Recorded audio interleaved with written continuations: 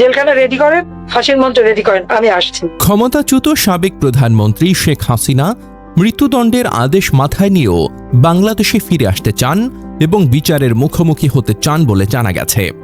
সম্প্রতি তার সঙ্গে অনলাইন বৈঠক ও সাক্ষাতে অংশ নেওয়া আওয়ামী লীগের একাধিক শীর্ষ নেতা টাইমস অব বাংলাদেশকে তথ্য নিশ্চিত করেছেন। আওয়ামী লীগের যুগ্ম সাধারণ সম্পাদক আফম বাহাউদ্দিন নাসিম বলেন, শেখ হাসিনা দ্রুত দেশে ফিরতে চান। তিনি যেভাবে ভারতে গিয়েছেন সেভাবেই বীর দর্পে দেশে ফিরবেন।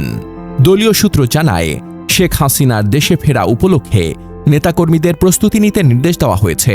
অনেক নেতা মনে করেন, তিনি যদি সত্যি ফিরে আসেন তাহলে তা বাংলাদেশের ইতিহাসে এক বিরল সাহসী ঘটনা হিসেবে চিহ্নিত হবে। দলীয় নেতারা ইতোমধ্যে বলছেন, নেত্রী ফিরলে কর্মীরা রাস্তায় নামবে। এটি হতে পারে একটি রাজনৈতিক শক্তি প্রদর্শনের ঘটনা।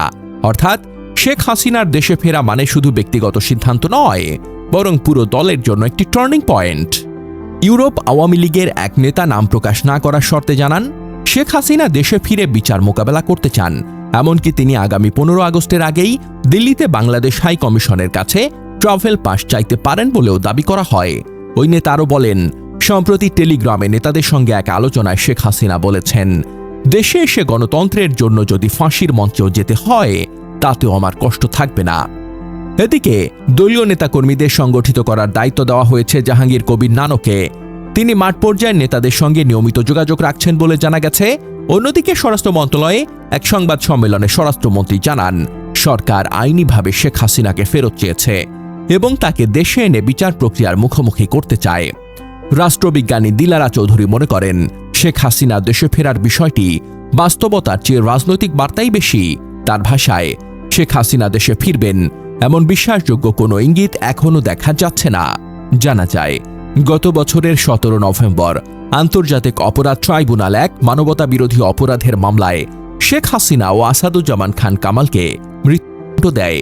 রায়ে শেখ হাসিনাকে গণহত্যা, নির্দেশ ও উস্কানির দায়ে দোষী সাব্যস্ত করা হয়। পরে পূর্ণাঙ্গ রায়ে তাদের সম্পদ বাজেয়াপ্তর নির্দেশও দেওয়া হয়।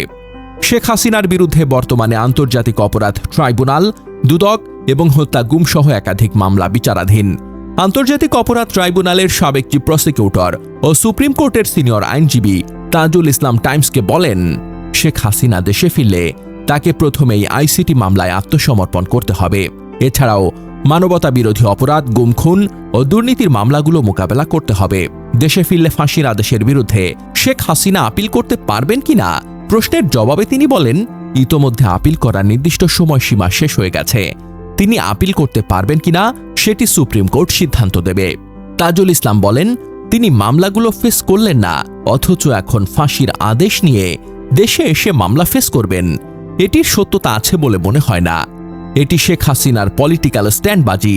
তিনি দেশে এসে ফেস করতে চাইলে সেটি ভালো কথা।